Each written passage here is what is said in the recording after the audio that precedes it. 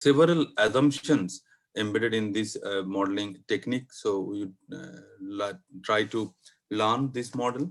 And then finally, I'll explain about the key databases required to solve a CG model for Indian economy or any other economy you are planning to work. So once again, I thank you, organizer Dr. Alka Singh and others who are organizing this lecture, and I'll try my best to make this session interesting. I know this is a typical technical session and there will be some mathematics into it. So I'll try my best to explain those in a simple way so that Very good. Thank people can you. understand. Okay. So let me, without wasting much of our time, then let us move further. So when we talk about any kind of modeling technique or any kind of a tool for applying the economic policy analysis or policy impact analysis, the first and foremost question comes into our mind is that the why we should do a kind of a model, or what is actually model. So before we go what is a model, or how we solve, so let us ask a basic question among ourselves, that how can we know the impact of a policy before it is being implemented. So I think this is the basic question. If we could answer this, or if we can formulate this question, then we can understand why we need such kind of a tool, be it a modeling tool or be it a, any other analytical framework to work on. So the very basic question comes in the beginning is that how can we know the impact of a policy before it being implemented? I think that is what we are all working. That is what is called actually the research we are doing. So to do that, there are many ways. So here I have highlighted three key ways to answer this question. The first is that let us draw some experience from other countries. Suppose if I give some example, or we all have gone through the past year 2020, that was called a year of pandemic, and we all have I think entire world have gone through several structural changes and economic implications. So initially India did not have that much disease spread, and it started with China and then it spread across western countries, and then it came to India probably during this same time March.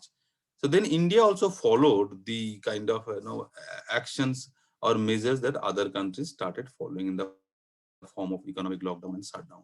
So this is a kind of an we can say that the kind of strategy which we follow based on the experience of other countries, or just following how other countries are working on it when there is the challenge is common. Another example, if we can think of in terms of climate change adaptation and mitigation, there there is a concept called common but differentiated responsibility. So climate change is common across the world, and different countries and different economies acting differently. So there, if we try to follow one country how they are doing it and try to adopt that for the other country, that may not be feasible. And then if we come to the very core area of our research, that is agricultural research, that is what most of like agricultural economists like us, we all know that agriculture is a business in India where we there are where we cultivate crops under several heterogeneous agroclimatic conditions.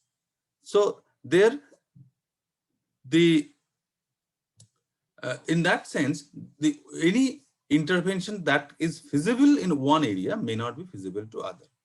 So one way to answer the question, the how we should know the impact of a policy before it implemented, we can draw experience from others, but that may not be feasible in all the cases. That is basically context specific. Second, it could be the draw the lessons from the theory. So we all know several economic theories, develop theories related to development economics and all. Let us look at what theory says and let us draw some implication on it. Let us think about a simple economics. we know that demand and supply, they interact to arrive at the equilibrium price. But since the independence, we all struggle with the price stabilization for agriculture sector as well. Theoretically, the equilibrium occurs that may not be practical in the practical life. There are many other challenges happen. So theoretically, we know that it may happen this way, but it may not happen that way. So the generic theory may not apply or may not be true in all the cases. Then third is, let us apply some model, that is empirical model. Empirical model in a sense that we will collect some data, we will frame or we will develop an analytical framework, we will put those data and analyze those data in such a manner that we can develop some empirical evidences to answer the question that what would be the possible impact of the policy before it being implemented. So in sum, we are planning to do something called ex ante kind of assessment using several approaches, be it learning by doing, like learning from others, then you would do it at your country or your economy or your system, then you draw your own knowledge, that is theoretical knowledge, and then you do something practically to draw the analytical evidences or empirical evidences to justify that, okay, this policy will be effective to be implemented. Now, then question comes, what types of models should we use? That means we are in the third phase, that we will use some empirical evidences or some empirical framework to develop empirical evidences to solve this question. There are several types of model in general we use. That could be partial equilibrium model, economy-wide model, econometric model, forecasting, it's maybe dynamic or static model. All these type of model that contribute something to the policy analysis. The partial equilibrium model may be knowing that it talks about or it considers only one sector and the demand and supply condition of that particular sector only.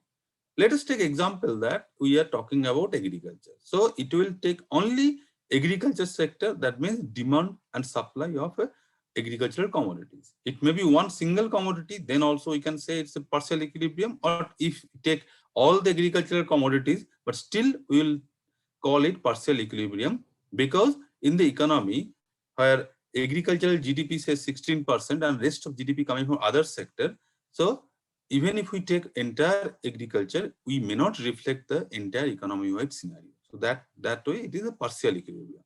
But that is also context specific, because if we want any policy that is related to agriculture sector, that in that case, partial equilibrium model may be feasible or may be suitable. Then another type of model, it could be economy-wide model. Economy-wide model also, there are two different types of economy-wide model we can talk about.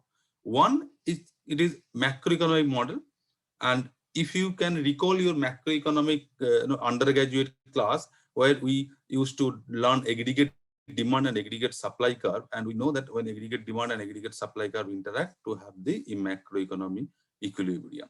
So then another is multi-sector. So the basic difference between these two is that one is all the aggregation, and under multi-sector model, we have disaggregation of the entire economy. There we can disaggregate the entire economy into agriculture, industry, service, or further breakup of agriculture or industry or even services sectors. Then econometric modeling, there are experts who do some kind of econometric modeling to do some ex ante assessment, as well as some forecasting analysis using econometric method, some impact assessment using econometric model. So to apply an econometric model, we most of the time we need either time series data or cross-section data or even panel data as well. Then forecasting, that's we use econometric technique to do the forecasting, and also sometimes we use calibration approach to do the forecasting analysis. And all these cases, it can be for single year projections or it can be long run projections for multiple years. So In this particular lecture, we will be focusing more on the economy-wide model. And that economy-wide model is multi-sectoral, calibrated, static, and simulation model. I will explain each and every terminology of the economy-wide model. Now, let us understand why we should focus on the economy-wide model. And to understand that, I think we need to understand the interactions among the several agents involved in the economic process. And in this diagram, I have explained the linkages between the domestic economy with the external economy. And within the domestic economy, there are several economic activities and economic agents. They are working together and how we are linked together. So if we see from the left, there is a world commodity market, and on the right, there is a domestic industries. So in between, there is one box that is called domestic commodity market. So please, now I would like your attention in these two, the domestic industries and domestic commodity market. What are these two? So this is the industry and commodity relationship. What is that?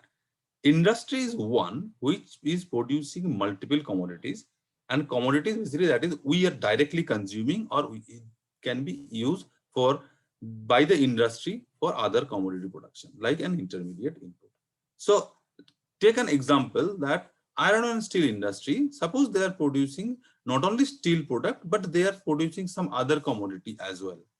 Like if I take example that iron and steel industry, they are producing both electricity as well as steel. So the industry is iron and steel, but commodity would be two. So that is how we have segregated the domestic industries and domestic commodity market. So industries, they are supplying commodities and they are getting the money in return of that. That is called payment for the output. On the other hand, the commodity market, they are getting payment from the industries when industries are using the commodity as their intermediate input. For example, agriculture sector consumes fertilizer and pesticides and other even seed as well that are produced by either agriculture sector themselves or by some non-agricultural sector or non-farm sector, for example, fertilizer industry. So this is the way your industry sector and the commodity, they are interrelated, and also within the industry also there is an interdependency. Then another stage is coming the interdependency between the domestic economy and the external economy. So when we are, when there is an excess production, we look forward for export, and when there is a deficit, we basically import. This is a simple understanding why we need export and import. And there are other practical example is that when we have many multilateral, bilateral agreement with other countries, we do some export and we do import as well. So this export and import will influence our domestic commodity market, and that in turn influence the domestic industries. So in the central, these three boxes are interrelated in this way. Now on the top, there is a government, which is a policy making or governance institutions, how they are influencing the economic activities happening between world market, domestic market, and domestic industries. So they impose some tariff on the trade, international trade. They impose some taxes on the domestic industries, and they also consume. Like when government procure food commodities from agriculture sector, that has important role in the domestic commodity market. So this is how government influence the production system. On the other hand, the households who supply their labor and they endow some capital of some industries, they get return from the industries. And that is what we call as their household income. And then household also gets some sort of transfer payment from government, and they pay taxes to the government. And household consumes commodity, and that for that they pay for the commodity to the domestic commodity market. So government, commodity market, industry, world economy, and domestic factor market and household all are interrelated to each other. And the major decision that can be taken by the government to stabilize the economy by imposing any sort of tariff, taxes, subsidies, or even transfer payment, or giving any ease of doing business environment, or maybe setting up the bilateral trade agreement between the world commodity market and the domestic commodity market, so that we can have better access to the external market, or even the external market has access to our domestic market. So all these means government can apply to disturb, or I should not say disturb, to influence the economy and to get better return. So with this particular diagram, we can infer kind of an idea, or we can infer a research question, that what would happen if government imposes huge amount of input tariff for a particular commodity, or in an average if they increase the input tariff. That is one question we can ask this, and using this flow chart we can understand how that will influence the economy. So if we recall my first slide, when I asked this question, that how we should know, or that impact of a policy when it is before it's being implemented.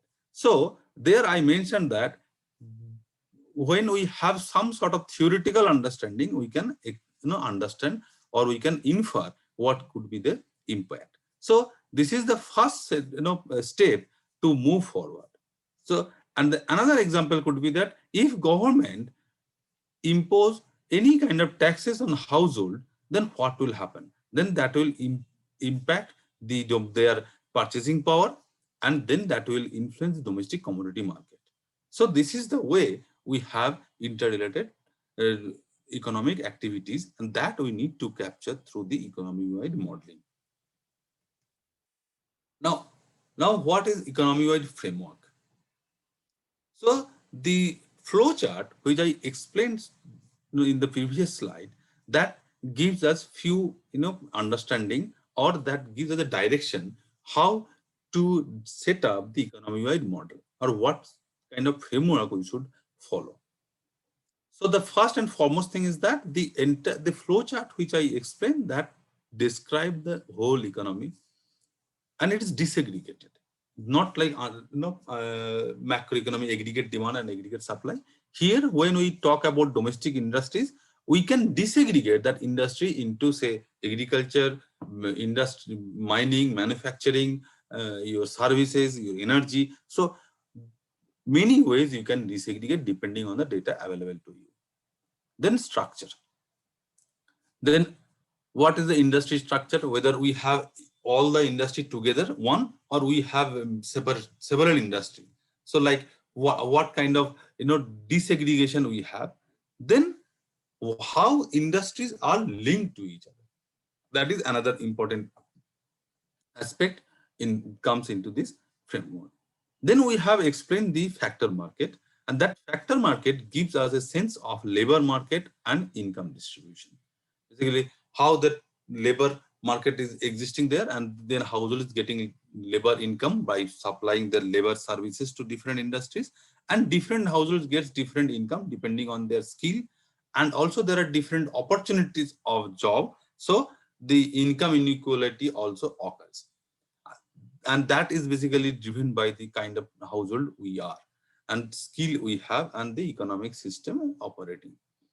So the economy-wide framework is quite different than macroeconomy, but we should not diverge the theoretical foundation of macroeconomic modeling. So that means ultimately the entire economy-wide framework will follow the adding up and national account as a benchmark for the framework. That means even if we have 100 industries or 100 economic activities at the disaggregation level, but at the end we should have a one common aggregation condition which need to be satisfied to have this model consistent. For example, in macroeconomics, we talk about savings and investment identity. That means aggregate savings equals to aggregate investment. So under economy-wide framework also, even if we take say 140 different sectors, but when we interact with their production and supply side, ultimately it comes into the savings and investment, aggregate savings and aggregate investment, and that should be equate. So if the equality holds, then the entire system will be on the equilibrium, your model is consistent. So this is how we basically develop a economy-wide framework within the theoretical framework of macroeconomic modeling. Now, there are several methods to do the policy impact analysis, but for economy-wide modeling, three important methods I have highlighted here, and they are most popular actually. One is start with the input-output analysis. Then second is social accounting matrix-based analysis, and third is CGE model. So the input-output analysis is basically based on the system of national income accounting framework, and it's a if we think as a layman perspective, input-output is it is a table that accounts all the monetary flow between the industries, within the economic activities, and activity to commodity, then commodity to the households, and finally they try to link with the government. So this is the particular national income accounting system when we record all this data into a table form, and where the row total is equal to column total. Now, if we see the particular table framework I have given in this slide, here we have activity, commodity, value added, tax and subsidy are four representative account, and or you can consider them as four aggregated level of account. Activity means all the industries. If we recall the first set of slide where I explained the flow chart, there I mentioned domestic commodity market and domestic industry market. So the industries are basically activity and commodity market is commodity. Then value added is basically your factor market. Taxes and subsidy basically the instrument that government used to control the economy. So if we go through the first row where we see that activity, the first box is blank. That means there is activity to activity. That's basically there should not be any flow. What this activity does? Activity produces commodity. That means if we are talking about an industry, what is their output? Is they are producing some commodity. So the activity to commodity, there must be some entry that is called production. And on the other hand, when we look at the column of the activity basically uses commodity as an intermediate. So they pay for that to the commodity sector, and they pay for the value added input, and they pay some amount of taxes. Like if we say excise duty that industry unit pay for setting up industry and producing output. So the first column is basically the cost of production, and the first row is total production. In monetary terms, this is the cost of production, and the row is your revenue. So when we have the empirical data into it, so we can see how this activity is linked with commodity. And when we have separate activities, say more than 100 activities, or we have disaggregated activities, we can see how different activities are linked to each other. How they are linked? Activity is paying to the commodity for intermediate consumption. Commodity are being produced by some of the activity. So that means if there is demand for intermediate commodity increases by some activity, then that will have another indirect effect to other activity who is producing that commodity as an intermediate input. Let me give you an example. Say agricultural sector cultivating paddy crop, and to produce paddy crop, what are the input we need? We need seed, we need fertilizer, we need pesticides, we need machineries, we need all labor, and we need some amount of credit to operate this business, the cultivation process. Now, so we have a strong relationship between the paddy cultivation and the fertilizer. Suppose you want to expand the paddy production, what you have to do is that you have to increase the area under paddy. Then more the area under paddy, more will be your fertilizer consumption.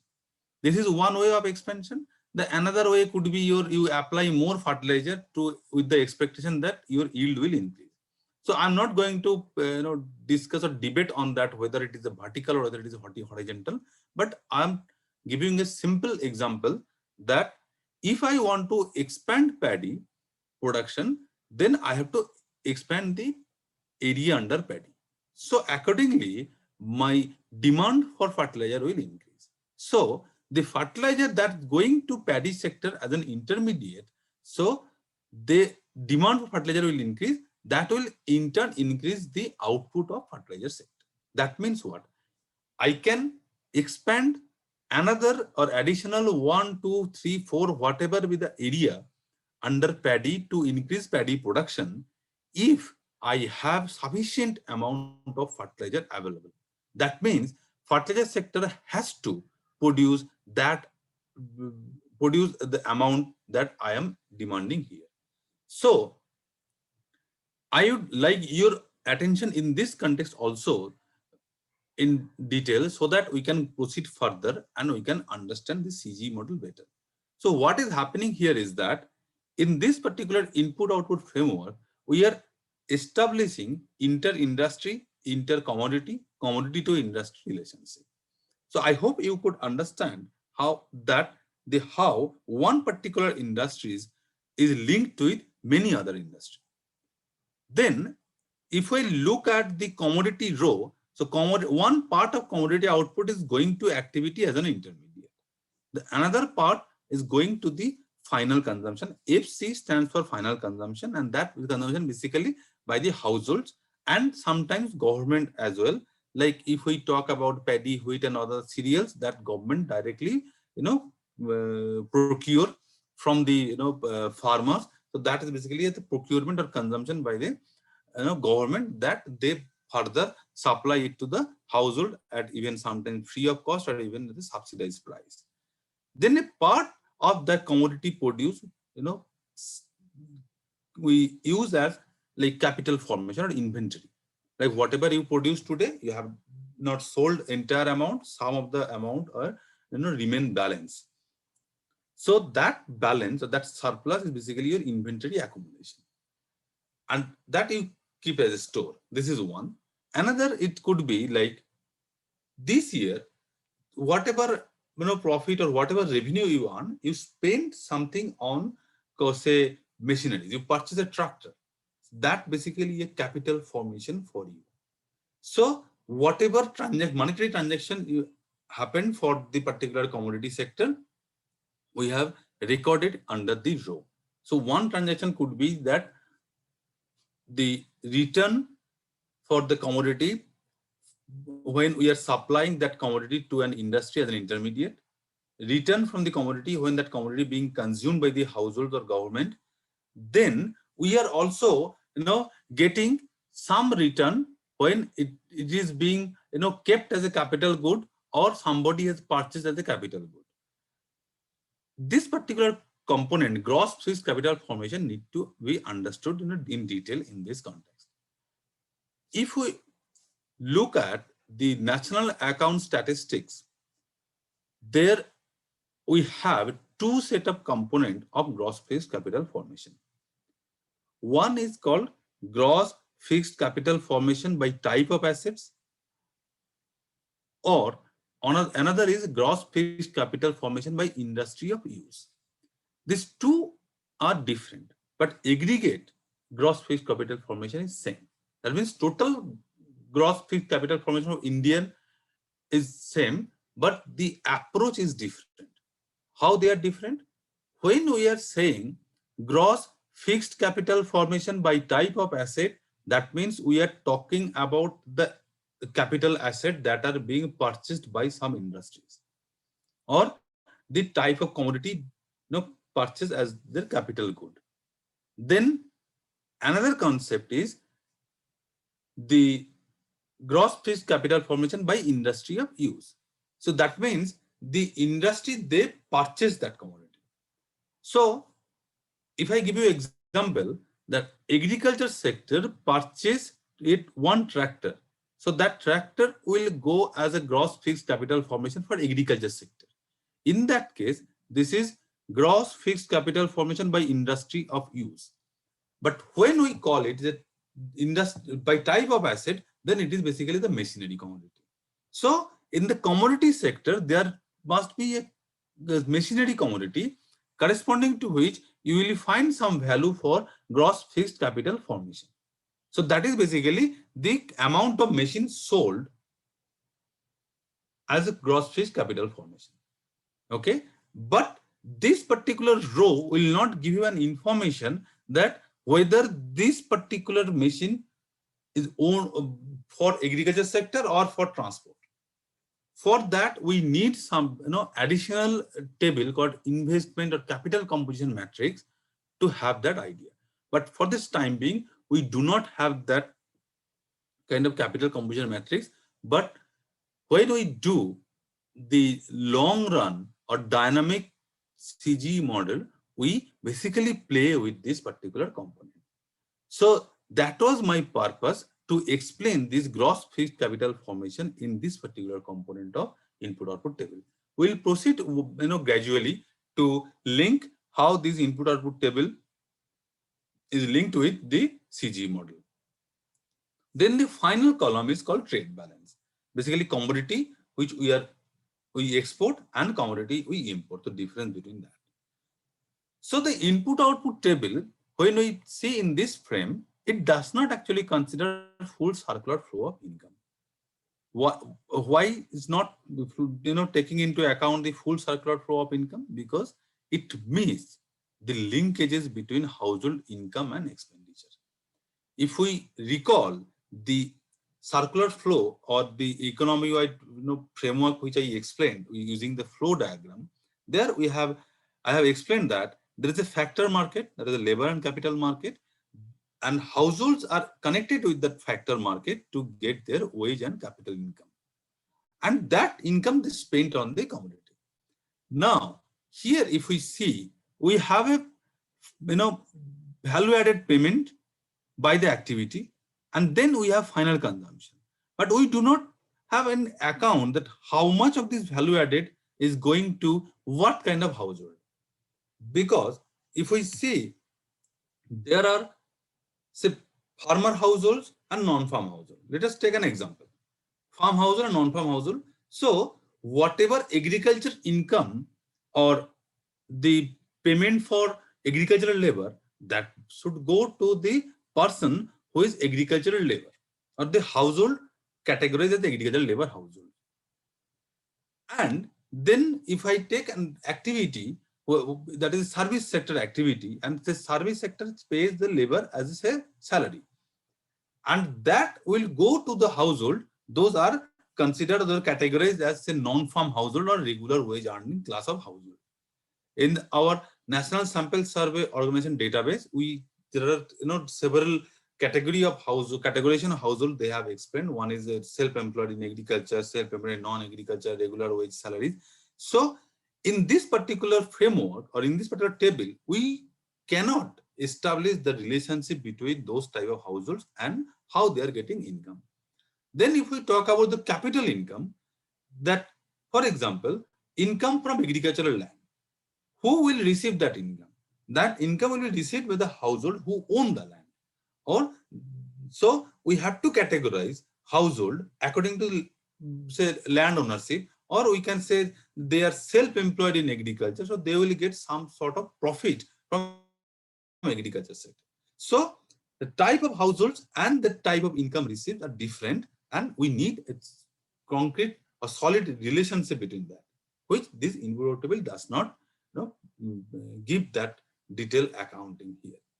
So when this input output table, it's only a table, we cannot use that for any kind of policy analysis or policy impact assessment. We need to convert this entire table into a model. What kind of model we have to prepare?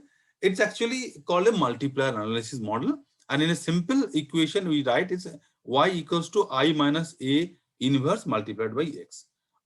This particular lecture, I'll not give in detail derivation of the A matrix and X matrix. Rather, I'll straight away go to CG model and more theoretical part of that. But before that, I'm giving you an overview of input output table and further to the CG model. So to understand this Y is basically the output, that output of every sectors. Or say if we can consider output of commodity also. So I stands for your identity matrix for which diagonal elements are 1. A stands for input output coefficient matrix. How that comes in? If you see the commodity to activity portion of the output input table, that is basically your intermediate consumption. And if we say take an example that 100 unit or say 100 rupees value of paddy you have produced and you have consumed 10 rupees worth of fertilizer. So that means 10 by 100 is basically your input output coefficient. That means what? To produce 1 unit of paddy, you need 0.1 unit of fertilizer. So this is the way we basically estimate the input output coefficient for all the activity sectors considered in the input output table. So and that will give us the matrix called A, and we estimate the I minus A inverse, and X is basically all our exogenous variable. And in this case, we have the investment and final consumption. So once we set up such type of model, we can simulate this model by changing the X. That means if your final demand increases by certain amount, how much your output will change. So final demand, it may be your export, it may be your investment demand, it may be your household consumption. So it can be anything which you kept as exogenous. So you can have some sense that you can understand that if I change one sector, how other sector will react. Now, social accounting matrix is an extension of input table. The gap which we have in input table that I explained that input table does not consider the entire circular flow of income. Whereas in SAM, we capture. Remember, in input table, we did not have the flow of income to the household. Like we had the value added payment, but we did not have how this value added payment is going to the household. So in this particular slide, if you look at the green boxes are the typical extension of the input table. And the purple colored boxes are the information which you have when you have one input output table. In India, Central Statistical Organization publishes input output table, and latest input output table is available for 2015-16, that is called supply and use table. So using that, you can estimate or you can construct the input output table. See all these boxes under the purple color. Now to get the information mentioned in these green boxes, you need some additional data, and that data you can obtain from several unit level data survey database as well as national income statistics. The first green box that if I explain that household group wise consumption, like we can include the consumption expenditure of different category of household, say farm household, non-farm household, or you can include say a decile group of household, bottom decile, top decile. We can have different occupation category of household. It depends on your research question. So using National Sample Survey Organization household consumption data, you can estimate household consumption expenditure across several commodities. And then you can see the commodity wise consumption expenditure available in NSSO and the commodity you have considered in the input table, are the same or you need some adjustment or you need some mapping of that. So we do that way and put it here. Then we have factored income, that is what? That is how much the income of different types, say labor and capital income, is being received by the household. In this case, we use the household employment unemployment survey data and situation assessment survey data and also the NSSO unorganized sector data to get this information. Then other information like factor remittances, net factor income from abroad, foreign savings, tax revenue by the government, all these secondary data are available from National Economic Statistics. So just collecting those data and synthesizing it in this framework, we construct social accounting matrix. And remember, the row total is equal to column total. And if I go back to your input structure, this input structure data is not basically a symmetric matrix where row equals to column. Means number of row equals to number of column. Only activity and commodity account, we have row total equals to column total. But in SAM, for all the account, we have a row total equals to column total, number one, and number of rows equals to number of column. So that means from one set of lacunae we overcome with the social accounting matrix. But still, there are some challenges here. One challenge is that either it is input-output model or it is a SAM model. Both are linear fixed coefficient production system model. That means it depends on the input-output coefficient. So if you want to produce 100 rupees value of paddy, you need 0.1 unit of fertilizer. So this relationship will hold true. That means if you want to expand paddy, say from 100 to 200, your fertilizer consumption will be 0.1 to 0.2. So this is the linear relationship we have. So when this linear relationship exists, when we are considering that there is no role of price, like we don't know that if fertilizer price increases, what will happen? Theory says that when price of a particular commodity increases, then demand falls. Number one step. Number two, if any close substitute of that commodity price is lower, the relative price basically lower, then consumer will substitute. So in that case, suppose you have an alternative fertilizer, cheaper price, then farmer may switch to there. So your input output coefficient will change then, and you may end up with a particular output. So it is basically nothing but your, if we think of a L-shaped production function and an isoquant of convex shape of isoquant, where every combination is basically a different combination of labor and capital to produce same amount of output. So that means from one point to another point, basically we are sacrificing some amount of labor and we are replacing some amount of labor with the capital. But when we have a fixed coefficient L-shaped kind of a production function, we cannot do that. That means we are not considering any substitution effect into it. But if I say that, question comes in, that means SAM and IO table are not of use. Yes, they are useful. These two tables can be used for the planning purpose. Planning in a sense, how much of one thing is required to achieve one thing. So this is the biggest question we can have if we want to plan something. Suppose you are planning to double farmers' income. That, very interesting question. I think we have been asking this for last several years. Now we have to understand, if we want to do that, if other things remain same, say we are not talking about the other price effect or inflationary pressure, anything.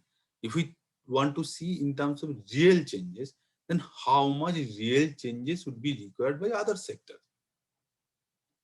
There may be strategies to double farmers' income. One strategy could be you increase export or you increase the market accessibility of a particular product. So that means what will happen? More you want to produce. So, and many sometimes I heard from the expert that focus on high value crop production.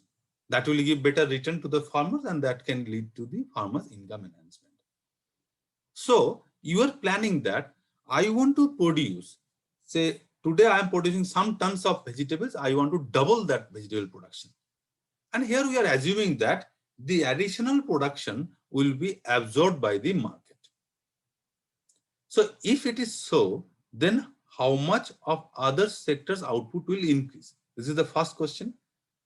Then it will come in the question that how much of other input required for vegetable production required to be produced. That means there are two things important here. One is that we are assuming that there is a strong market. So if that is the case, then how much of the processing industry will grow? Say you want to expand vegetable production, say by 10% or 20%, something, some percentage, then the input output multiplier or SAM multiplier will tell you how much processing industries need to expand. If you fail to do that, then you are collapsing from your target or you are diverging from the target. So in that sense, this particular modeling technique will help you to make real planning. The third kind of assumption in this particular model is that excess capacity. As we have already explained that when price is as no role, and I have already explained that when we are saying that we are expanding the output of a particular sector with the assumption that that can be absorbed. That means other sector who are consumer of that particular commodity, that they can consume any amount by expanding their consumption. So this is basically a assumption which many people contrast given the resource limited economy. So there are advantages of using input output on SAM model, but there are some limitations into it. Although the input output and SAM model can be used for your economy-wide modeling purpose. Now, before I move further to CG model, we can take few moments to get some questions from the participants. If you have, then I should focus on the CG model, if you prefer to do that. Is there any particular questions? Is there any question in the chat box?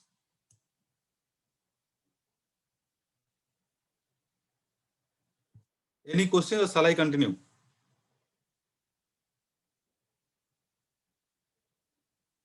Dr. Aditya, is there? Am I audible to everyone? Varun, you are audible. Audible you are. Yeah. So I'm just asking if participants have any questions. I'll stop for a while and will answer those questions related to input, output, and SAM. Then I will proceed further to the CG model. Okay. Okay. If anyone has a question at this point of time, you can unmute yourself and ask a question.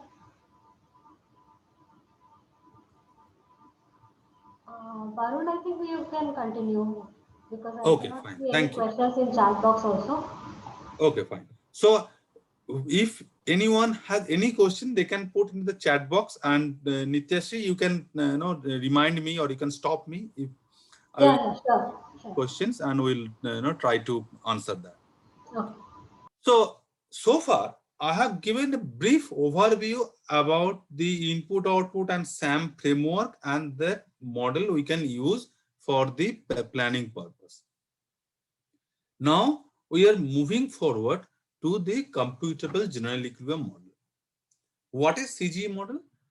There are two sets of definition I would give here. One is technical definition, another is theoretical definition. Technically, CGE model is a multi-sector, economy-wide, price endogenous behavioral model. What that means? Multi-sector means more than one economic activity. Economy-wide means it describes the linkages between the activity, commodity, households, and other economic agents. Then price endogenous. So this is what actually the key component why we need CG model than input, output, and SAM model. So here actually we are coping with that, or we are minimizing the error, or we can say the lacunae we had in the input, output, and SAM model. So in this CG model, we have price endogeneity assumption. So prices are here market clearing prices. It's an equilibrium price. And when we talk about equilibrium price, that means behavior is included into it. So therefore it is a behavioral. Here producers and consumers behavior is accounted for. Theoretically, this CGE model is based on Walrasian general equilibrium theory, which is based on the perfect competition and constant return to scale. It determines relative prices and does not consider money market here. So we are not talking about the demand for money and supply of money. Here, money supply is fixed. And if we do the dynamic model, then we assume that the investment will grow. That means there is some sort of investment is coming, or capital accumulation is happening and all. So in this CG model, since we are not considering the money market into it, the inflation which we are measuring here is basically not the actual inflation. How the relative prices is changes we measure here. So in that sense, it is a real model. We consider the price effect here, but here price is basically relative price, not the actual price. Now, CG model is based on a micro foundation, and I want all of your attention in this particular slide. To explain that micro foundation, I will explain the 4 separate account of the economy, or is a typical economy which can be classified into 4 different activities. One is market, another is industry, one is income and consumption and savings. So in this 4 quadrant, we are describing 4 different behavior. In the first quadrant, there is a market where production and supply and demand interaction is happening. And as you know, supply curve is a rising function of price. So S0 is basically my initial supply curve, that is function of price. And I have considered one parameter A that basically considers fixed parameter that captures all other things. Like in microeconomics definition, we used to study that under ceteris paribus condition, if price increases, supply will increase. So all other things remain same. So A captures all other things that are basic, and in econometrics term, it is basically you say all other unobserved factors. So I'm not an econometrician, but in this model, we basically capture all other unobserved things in the parameter A. That is our basically shock parameter. And the downward falling demand curve D0 is function of price. And I have included one more, consumption expenditure, and then B. Consumption expenditure is basically a proxy of household income, and B is basically all other shock, maybe taste and preferences changes or any other things. But basically the law, it follows the law of demand. When other things remain same, if price increases, demand falls. So in the first quadrant, initially, the supply curve S0 will interact with demand curve D0 at point E0 to determine the equilibrium price P and equilibrium quantity Q. So this is the market behavior of the output that are being supplied, and the consumer, they consume the commodity. Now the output being supplied here Q0. Let us suppose that the economy is closed economy and we do not have any export and import business here. So whatever is supply is there, that supply is being produced by the domestic industry. So for the domestic industry, this, let us suppose this Q0 is basically their profit maximizing level of output, because this is actually an equilibrium level of output. So when we say it is equilibrium level of output, that means that is minimizing the cost, or they are maximizing the output given the isocost line. Okay, so the Q0 level of output satisfy the cost minimization principle of the household, of the producer. And H0 is the point where isoquant is tangent with the IS curve, the isocost curve. And this particular point determines the equilibrium combination of capital and labor input. So the capital and labor input determined from this industry side is basically what? Is nothing but the value added income of the household. Those are owned those own capital and labor. So the value added payment received by the household, that has two components. So if I try to, if you can, I would request you to stop me if we are not able to understand in some of the explanation. In the second quadrant, we have industry who is determining the equilibrium combination of capital and labor. H naught is your cost minimizing point, a producer's equilibrium point, and if we value that capital and labor, we end up with value added. That is basically you multiply W with L and R with capital, we are end up with value added. And in the quadrant 3, we have explained this value added using the downward sloping line.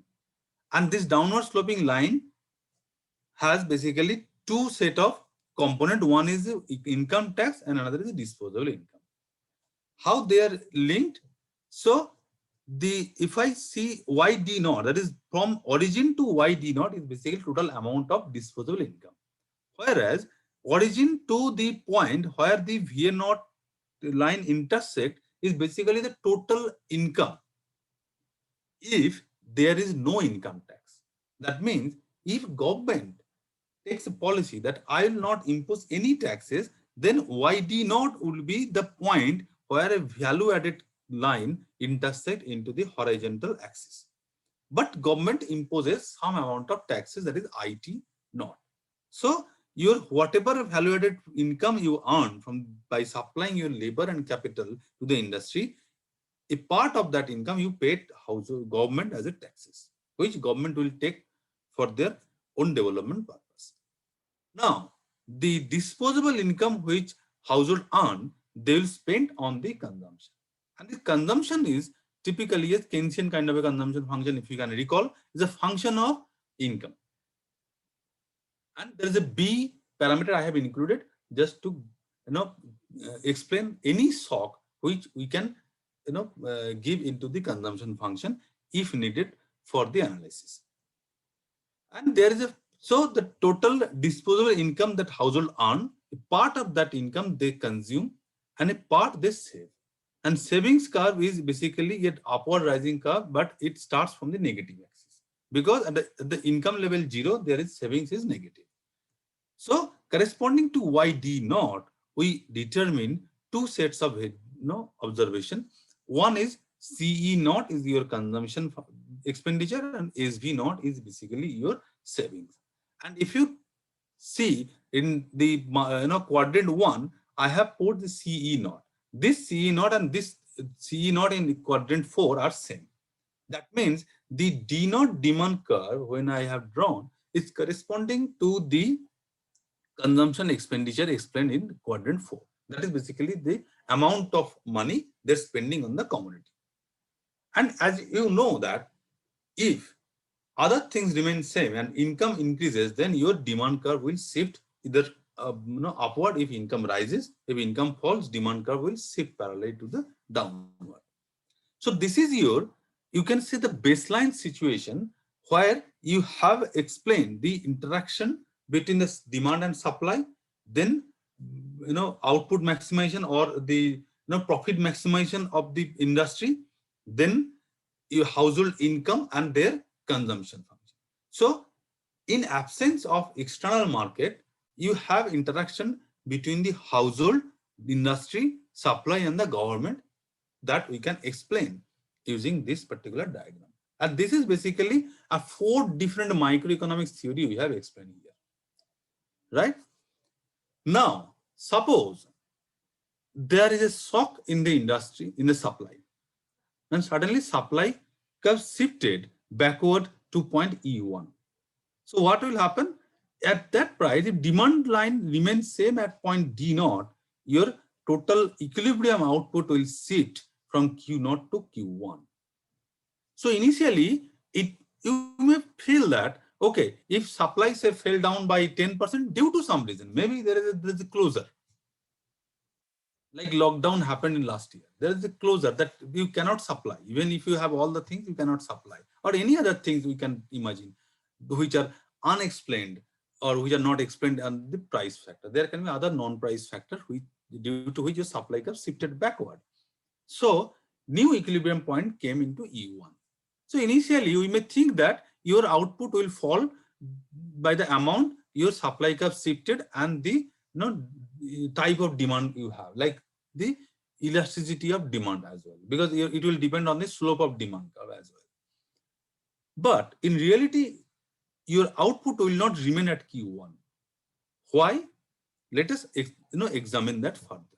Now at this Q1, if when there is a when supply falls, that means this Q1, if that is your profit maximization output level for the industry, that means the isoquant curve already shifted backward, and producer choose the equilibrium point that is lower than the initial equilibrium point. So the H1 is your new equilibrium point, and corresponding to which you have a new combination of capital and labor, and that is quite lower than the initial one. So if we would think that there is no technological change happening, only the volume of output is changing. So your parallel shift is happening, and due to that, your volume of capital and labor is falling. Like your assumption of constant return to scale, if you increase your labor and capital, same amount your output will increase, and same thing happen also if you reduce, your output will reduce. So when we start with the first shock in the supply side, and we see that there is a new output level comes into Q1, and if that is your household industry's profit maximum level of output, that means that output occurs at low level of labor and capital. That means your value added income to the household goes down to V1.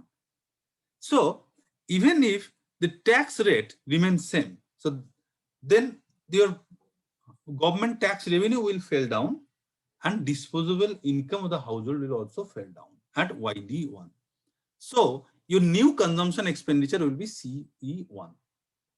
That means this income fall will be reflected into your demand line. So that will shift down the demand curve to D1. That means your demand curve will not be there as D0, even there is a supply short and other industries are allowed to behave optimally. Like industry will try to maximize their profit, household will try to maximize their utility, and government will try to maximize the welfare as much as they can. So that is the first shock we see, and we found that the new equilibrium will happen at point E2. That means the amount of output fall we anticipated, it fell down further. So this is how you can say the starting point of your multiplier effect. So using this 4-quadrant diagram, we try to explain this. Now you imagine there are many other industries, many markets. So then if there is one shock is given to any particular market, this is how things will happen. The amount of impact we can anticipate, the impact is far more than basically we anticipate. Now let me give one shock into the consumption side. Suppose household, there is a fall in income, and also it happens like that your taste and preferences changes, and so your consumption shifted downward. So what will happen, given the disposable income YD1, suppose it happens like that your consumption expenditure fell down from CE1 to CE2. That means basically the amount of consumption expenditure you save, really your savings will increase. So you are not consuming, you are saving. Then what will happen? Then demand curve will further down, and we'll end up with another equilibrium level E3, and output will be at Q3. So this process will continue, and we will end up with a situation that is called the economic downturn, or economically we are going towards the crisis kind of a situation. So if this is a hypothetical kind of economic assumption and economic situation. If this happens, then how government can intervene into this particular system? government can, so what we learn from this particular four quadrant diagram is that if there is any exogenous reason or due to any exogenous reason, household consumption reduces.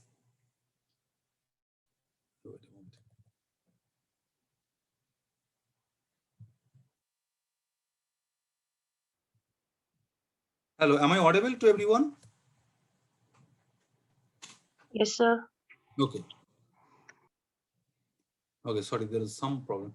So what we explain here is that if there is due to any exogenous reason, if consumption expenditure reduces and that fell down your demand further, if that happens, the initial supply shock which we anticipated or the output loss we anticipated, that actually the output fall is far more than that.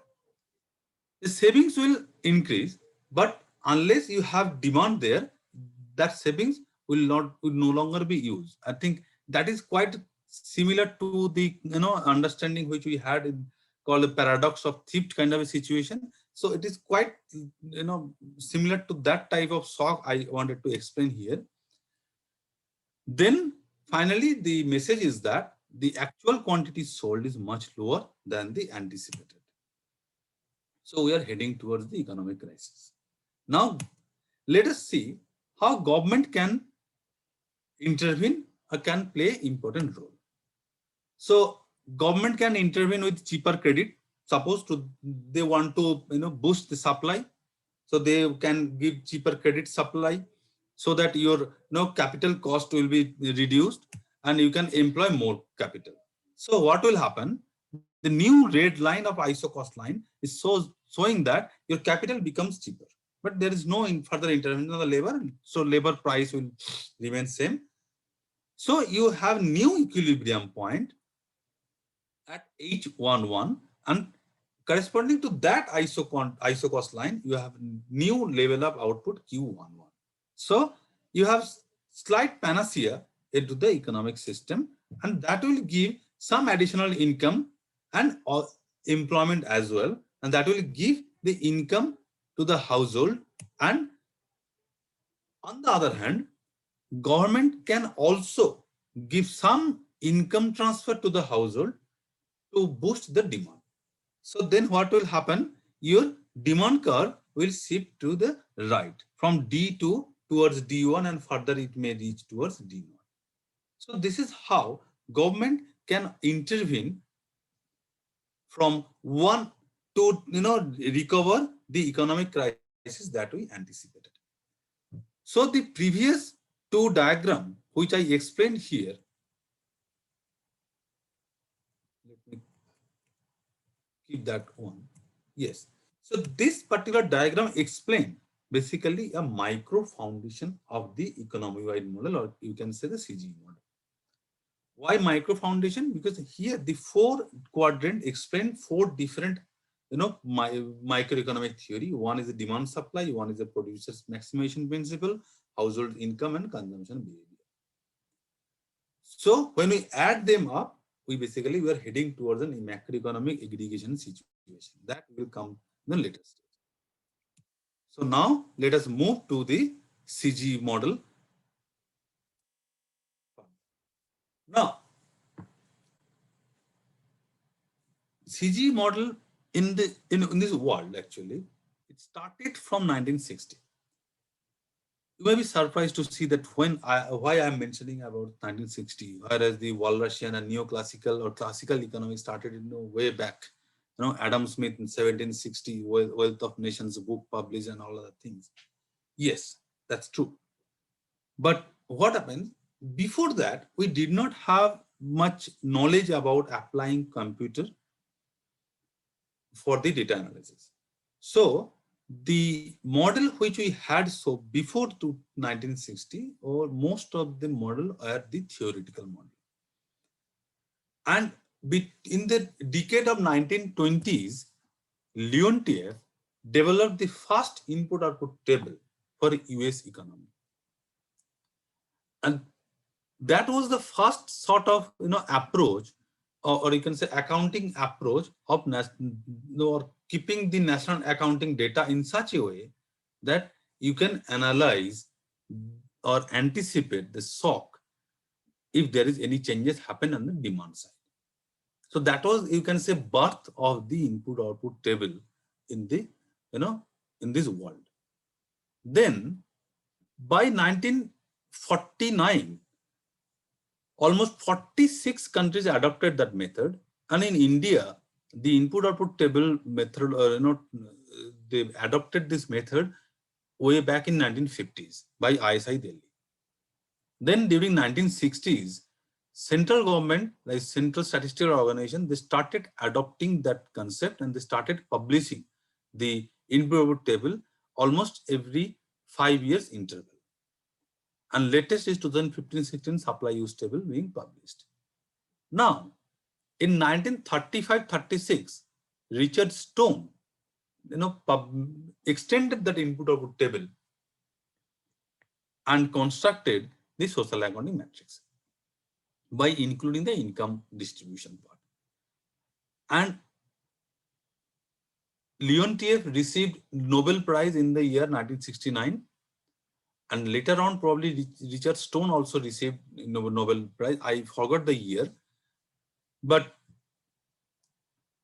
further, using the social accounting matrix for the macroeconomic policy analysis started since 1960, when Johansen adopted some sort of computer method to solve the macroeconomic policy challenges using the social accounting matrix databases. That is a typical kind of a simplistic model, assuming Cobb-Douglas type of production system. And Johansen followed a matrix kind of a method. Like in Excel, we see the matrix and then we calculate inverse and we estimate the endogenous and exogenous variable. So Johansen's approach was that. And that approach being followed by a group of researcher, and that approach is called now GEMPAC version of CG model. Okay, just a minute. So then later on, by Professor Adelman and Sarmen Robinson, they adopted a different version of CG model in 1973. Johansen's version was a linear equation system. Adelman's version was nonlinear version. And they added constant elasticity substitution function in this particular behavioral equation, where Johansen, they adopted only Cobb-Douglas part. And the parameter they adopted here based on some published literature and also some expert solicitation.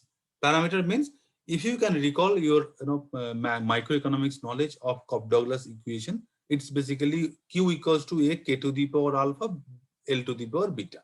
So you have A, K, alpha and beta are the parameters. And some parameters are like defined theoretically and some parameters you can estimate from, or some parameter you can get through the published literature if somebody has published. And this one, they have, the World Bank basically, they adopted this particular method they developed by Adelman and Robinson. So the CGE model developed by Sarmen, Robinson and Adelman, that is basically GAMS version of the CGE model. So there are two different packages available in this world to solve CGE model. One is GEMPAC version, another is a GAMS version. We generally follow at IFRI, we follow the GAMS version of CGE model, and that it depends on the people's choice as well. Although the theoretical foundation is different, but the approach of estimation is little different. Now, Jorgensen extended this particular CGE model part in 1992 by integrating the econometrics into it, because there is a debate by the econometrician and the CGE model. Econometrician debated that CGE model use all these hypothetical assumption kind of a thing, So that may diverge from the reality. So then Jorgensen came into the picture and he first time applied, had shown the path how we can apply econometrics into the CG model. How basically, he said that we can develop an equation within the CG model and parameters will come from the econometric estimates. Take an example. He took example of Translog production function. Let me give you a simple, Cobb-Douglas or CS type functional form. Suppose you want to establish a production function for agriculture sector. What you do, you have all your panel data for past, say, 10 years or 20 years time series and across 29 states in India. Panel data you have, and you want to set up an equation y equals to k to the power alpha and L to the power beta. So once you frame this equation, you solve that equation using econometric method and you estimate for what? Estimate for the shift parameter, that is constant. You estimate for the beta parameter. So once we estimate that, let us take that into our model. Then we calibrate that equation to make our econometric estimate consistent with us. So that is what the Jorgensen's method is called, calibration approach. And since then, the calibration approach in the CG model started. So this is how historical evolution happened in the CG model. In early days, say during 1970s, basically 1960s, Johansen intervened, or you can say the first who implemented CG model. Then in 1973, Adelman and Salman Robinson, and then further it continued. But during those decades, CG model were largely used for the trade policy analysis because many countries were going through the structural adjustment and structural transformation process. In fact, India also adopted the liberalization policy in 1991. That time there was a demand to see the impact of import tariff or export tariff on the economic growth or trade process into the economic growth. So their CG model demand was very high. Later on, people tried to link the CG model for the climate change policy analysis by including more on the disaggregated level of energy sector and tried to link up the global negotiation happening in the form of climate change negotiation and tried to solve that if carbon tax being imposed, then what will happen into the economy. So this is how basically we have got the CG model history passed through. Now the GAMS version of CG model that I'm going to explain here, it follows the nested production structure. Nested production structure, this in the top, we have a composite commodity, and this composite commodity has two parts. One is a domestic sale, another is import quantity. What that means? It means that suppose you have gone to a shopping mall where you can see two sets of perfume. One made in India, another is made in Paris. So the two perfume are quite homogeneous, but their origin are different. One is your domestically produced, another is an import quantity. And what relation they have is basically imperfect substitution. If domestic perfume price increases, then you will try to prefer the imported one, or in the other way around also holds true. So this is one combination we can we account in the CG model. The second combination is that whatever we produce within the domestic economy, a part we sell and one part we export. So domestic sell and export quantity. It depends on the relative price of domestic market in the domestic market. Like if price of a commodity in the world market is higher than the domestic market, then producer will prefer to export. And if the price of a commodity is higher in the domestic market than the export market, producer will try to import. They will not export basically. So this is how your behavior will set up in this particular block. Then in the bottom, when we are talking about the domestic production, we are consuming material input and value added input. And within the value added setup, you have labor and capital substitution. And that will basically determine the technological situation in the economy. So how we implement this nested production structure, I have given one example here using 3 equations. See, for every block, we have 3 sets of endogenous variables. On the top, we have composite supply and domestic sale and import quantity. So for these 3 endogenous, we have to set up 3 equations, because 3 unknown can be solved through 3 equations. And 3 equations, how to generate these 3 equations? These 3 equations are, the first one is output aggregate function, or simply you can think of a production function. Second equation would be the first order condition for the profit maximization, and third will be the zero profit condition. So the example which I have given here is quite similar to your CES kind of production function. The first value added is equals to alpha multiplied by delta k to the power minus epsilon, then plus 1 minus delta multiplied by L to the power minus epsilon and to the power minus 1 by epsilon. This is typical CES functional form, which is basically your production function. And the equation 3 is basically your ISO cost line. And if you are familiar with mathematical economics, what we do is that we set up a Lagrangian multiplier function by combining equation 1 and 3, and we try to maximize that, like the maximizing the equation 1 subject to equation 3. So then we obtain the equation 2. So this 3 equation is basically showing that the economic agents is maximizing their profit or minimizing their cost. And if these equations 3 are consistent, that means we are establishing the behavior of profit maximization or cost minimization, and solution is equilibrium solution. And for every block, basically, we set up this 3-3-3-3 equation. Now on the household side, household demand function, we assume as a linear expenditure demand function. The linear expenditure demand function has 2 parts. One is a subsistence level of consumption, that basically basic need, and one part is your need related to your income. That means whatever excess income you have, you will spend according to your preference. And according to my preference, how we will estimate using the income elasticity, right? So then you have a marginal budget share, and you have beta 1 is sum of beta 1 is equal to 1 is Engel aggregation condition. Then, so this YI is basically subsistence level of consumption expenditure. Here I have mentioned one line, that parameter of interest for demand side effect of COVID. Why I mentioned? Because you all have experienced this COVID related impact on the Indian economy.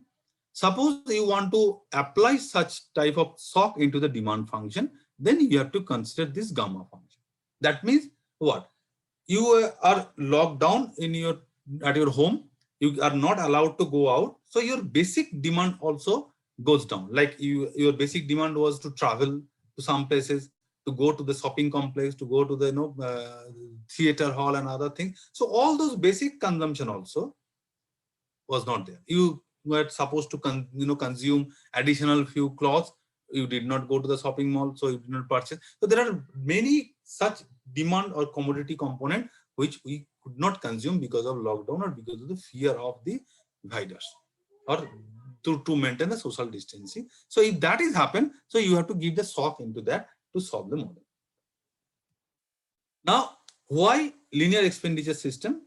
Because we are not using Cobb-Douglas or CES function, because in that case, your unitary income elasticity of demand as an average or marginal propensity to spend at constant and same.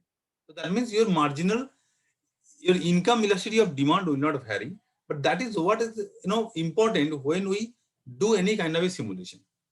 In LES function, we use this beta parameter and Frisk parameter that captures this variability in income elasticity. That is why we consider the LES function over the Cobb-Douglas and CES function. How then equilibrium ensure? Now we have, if I just recall your memory for a few minutes back, we explained that the economy-wide model where we have multiple sectors, and every sector is the profit maximizer, or they are minimizing their cost. So we have seen that how the equilibrium will, producers equilibrium and consumers equilibrium will hold there, and then we are coming towards the market equilibrium. So market equilibrium holds using the Walrasian condition. Like we have, say, n number of commodities there and one aggregate demand price. So there are basically n number of prices we are going to solve here. And Walrasian equilibrium says, or Walrasian theory says, that if there are n number of markets, n minus 1 markets are in equilibrium, nth market is in equilibrium. So to solve that, or to hold Walrasian model true here, what we do is that we set up n plus 1 number of equations, and we keep one equation silent. And other prices we solve as relative to the prices of maybe either one commodity or maybe the aggregate price index. Like if we take n number of commodities and one aggregate demand price, that is CPI, you can assume CPI as a fixed and estimate other prices as the ratio of CPI in terms of, say, CPI. Or you can do in this way, you can keep agricultural price as a constant, and all other price you can estimate is based on the agricultural price. So in this particular case, if we keep the CPI as constant, CPI is called a numerator. So in this sense, in this CGE model, we basically solve for the relative price, and it's a real changes. Now there is another market, the factor market. Factor market is very labor and capital market. The CGE model is theoretical foundation is Walrasian, and it's a kind of a neoclassical model where we assume that the full employment situation. That means whatever you have labor supply, the entire labor supply demanded, or capital supply demanded. You may differ, or you may counter me on that context, how realistic that are. It's actually approach to look at. One way you can see that, suppose you have labor supply certain amount, and entire labor supply is employed under normal situation. So you have a full employment situation. Now there is a shock into the economy. So there will be displacement of labor, unemployment will increase.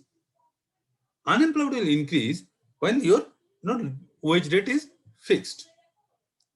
There will be unemployment. They're like Keynesian approach, rigidity, wage rigidity kind of a scenario.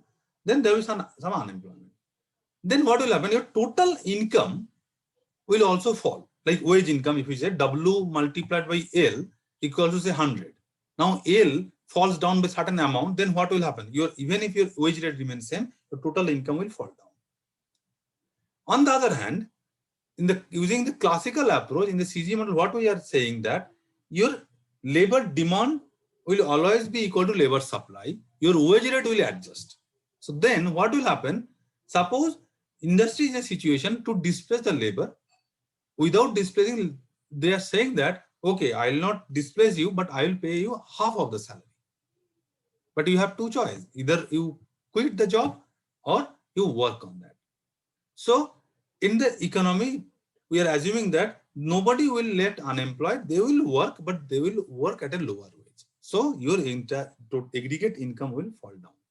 So this is how we establish the labor market equilibrium in the CGE. Varun, sorry to disturb. Will you be able to finish in 10 minutes? Yes. So this is how we have the labor and capital market implications here. Then the external market and macro cruise. External market is basically when we are talking about the world market and the domestic market. Now, when we develop a CGE model for a particular domestic economy, it's a single economy when we talk about, we basically assume that world market will work on its own. Basically, it's not a global model to consider other demand and supply of other economy and other countries. So here, what we assume is that world prices we assume as a constant, and foreign savings is fixed. So our current account balance will be achieved by varying the exchange rate. So balance of payment, like your current account equals to capital account. So there we are saying that world prices are fixed, only exchange rate will adjust to have that equilibrium. So this is one sort of macroeconomic, equilibrium condition is, will be satisfied using that assumption. The second is your savings and investment. Aggregate investment you can assume as a fixed, and all your savings will equate with the investment. So this is basically is called the investment driven model. Or you can say, you can assume that aggregate savings is fixed, so your investment will adjust. In that case, you will have a savings driven model. So when we assume that investment driven model, in that case, what advantage we have is that, suppose you want to analyze that if I want to increase investment by say additional some percentage, then what will happen to our employment and the economic growth? So then you can play around that. So investment is your fixed, you increase by certain amount, your entire system will adjust and you will end up with a new set of equilibrium, new set of growth and employment situation. Now, how we implement the model? To implement this model, we need three broader set of information. One is the data, and then parameter, and finally the policy. The first one is data. Basically, social accounting matrix is the primary data source. Why? Because social accounting matrix gives you all the information: inter-industry relationship, how much households are interrelated with the different activities, how much they are getting income. So it's a balanced database. So we use that. When we have supply and use table, we construct input table and SAM. And I have explained in brief that how we construct SAM. Then the shift and share parameter and elasticity parameter for the equations which I explained, we estimate using econometric method. Or if somebody has done, we can use that and we calibrate the Jorgensen's method, that we calibrate to make this equation consistent. And finally, we look at the government document or any other organization's estimate regarding any policy focus or policy forecast, and we can re-examine or we can reassess the impact of that policies. So one important point to be remembered here is that when we implement CG model, we implement it in such a way that the base year solution should replicate the actual data we gave. That means the first we construct a SAM, then we set up such equation, and then we calibrate in such a way that the first year solution of the CG model is nothing but the SAM we have entered into the model. So if we can do that, that means our model is consistent enough for the policy simulation. And then we identify the policy parameter. So to do that, you will go back to your flow chart where I have explained that how government can influence the production and demand system. You just play with those parameters and you can solve the model to have the impact. So this is how we do that. I think, Dr. Aditya, I have finished this lecture quite before time as I planned, and I would look forward to receive some of the questions and to answer a few questions if participants have. Otherwise, we can continue the discussion. So I'll stop here and we'll then take questions and discussion further. What for you, Dr. Aditya? Yeah, yes. Varun, I'm Praveen. Yes. Aditya will be joining in a short while. So I think, yeah, that's good. Like we can, I think, entertain few questions if students have. Like I think there are some questions in the chat box. If you can just go through it. Let me just look at the chat. Yeah. Okay. IS not part once more from Philip to yeah. Okay. So let me just go back to IS not is basically the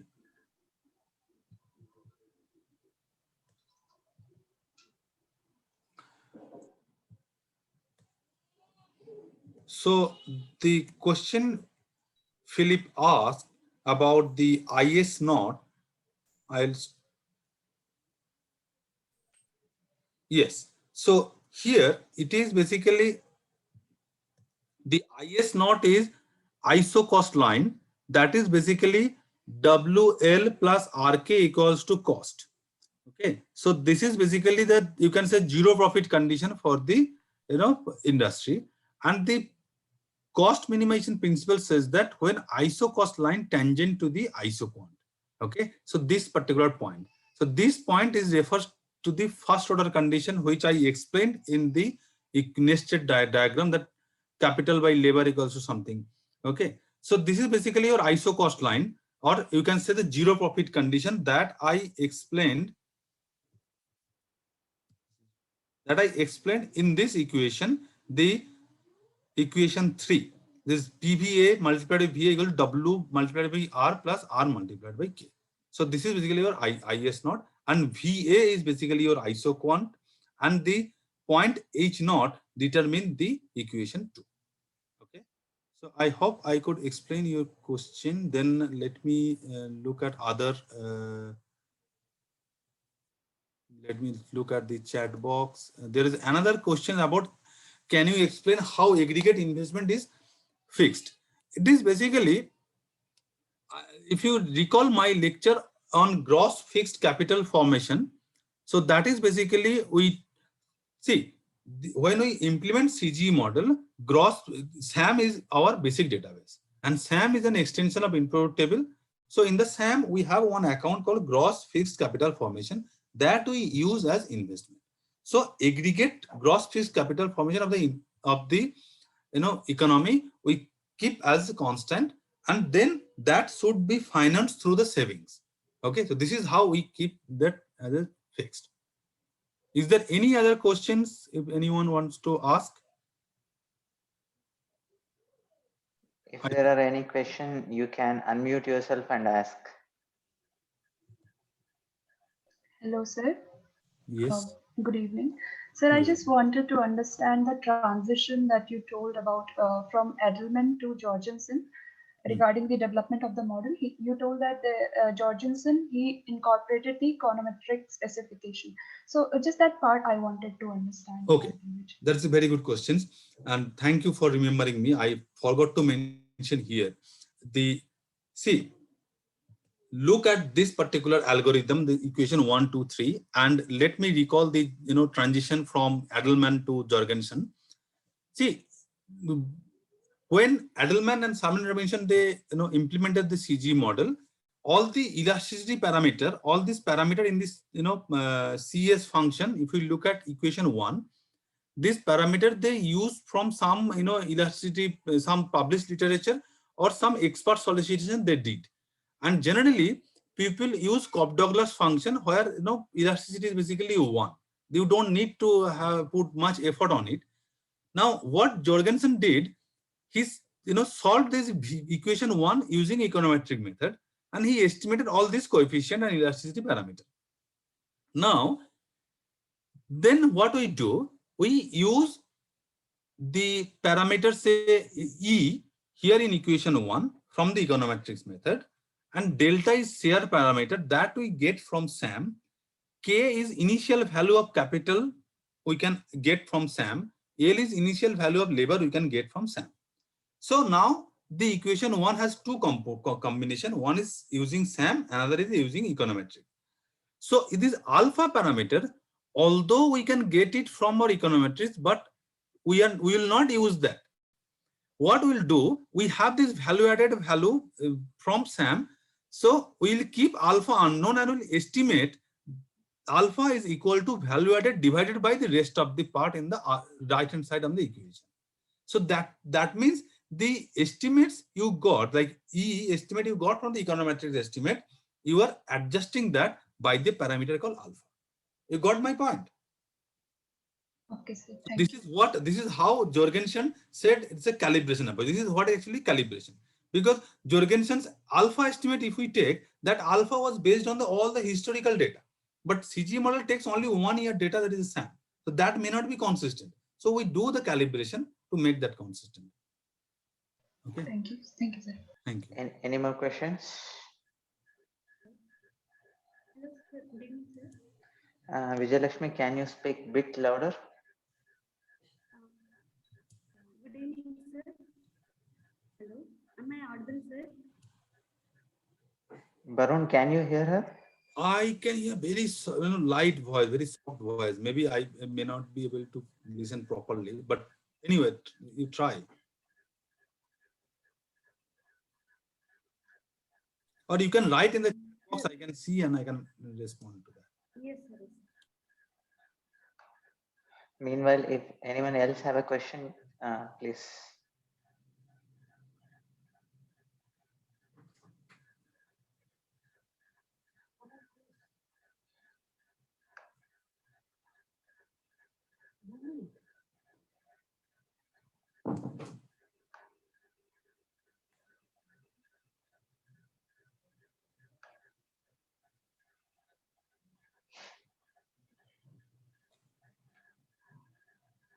So if there is no other questions except Vijayalakshmi, you can try to type on the chat, or if you have, you can later on write me. Yeah.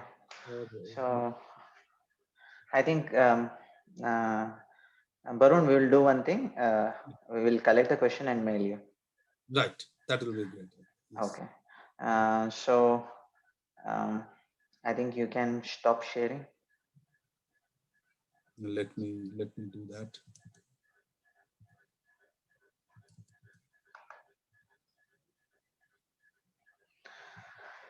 Okay, participants, join me in thanking Dr. Barun for a wonderful session.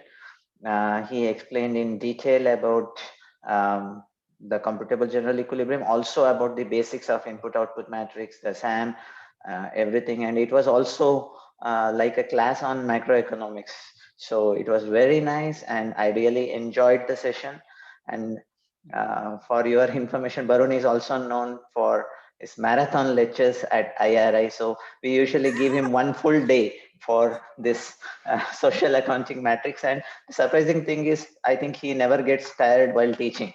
So he can go on forever. So sorry for Barun for giving you very little time this time because of the online thing and all. It was very informative and we thoroughly enjoyed. As usual, you have done really well. And thank you so much for taking your time and being with us in this session. Thank you so much. We Thank look you. forward to hear from you one more time in the Yes. next trainings. Yeah, definitely. So thank you for inviting me regularly. This is as I told you also. Maybe this is fifth or sixth. Yeah. I don't know. Maybe, and I wish many more of like association together. And I would like to work with some of you, or all of you, or many of you, whatever way we can Yeah. face. And we started that. I think we started some sort of basic analysis, basic work. And I'd be happy to work, because the topic which I explained today is more on the theoretical aspect of CG model. I don't know how much you understood it, because it's quite practical that people who did not have much background of mathematical economics, very difficult to understand at the first lecture. So if you keep your interest up and you can reach out to me, you can set up a collaboration of working together. I think that will be great work together. And we have a strong collaboration with IRI, with Aditya, like our people. So let us continue working on it. And I thank you once again for patience hearing me. I know that this is a virtual thing. There are a lot of challenges to deliver mathematical economics virtual mode. So if you have anything, you can reach out to me and I'll try my best. And my sincere gratitude to all your Department of Economics, IRI, and Dr. Alka Singh as well for inviting me. Dr. Aditya, you always been my one of what I would say, Mark Darshak in this lecture. Hosting me that it's good sometimes also to get to know about the participants, to have a proper framework. And I hope people who have seen also live streaming, they also enjoyed. Unfortunately, we couldn't live stream. We will Okay. post the videos on YouTube. Okay, so tomorrow. that way also people can Yeah. see, and people, if they have any critics or any questions, so I'll be happy to take that. And with that, thank you all for giving me this opportunity. And also thanks to Ruchi, who has helped in hosting today's session. Thank you, Ruchi. Thank you, Ruchi. Yeah. Welcome. Okay, bye. And then you can end the meeting, Ruchi. Yeah, okay, bye-bye. Bye bye. Bye bye.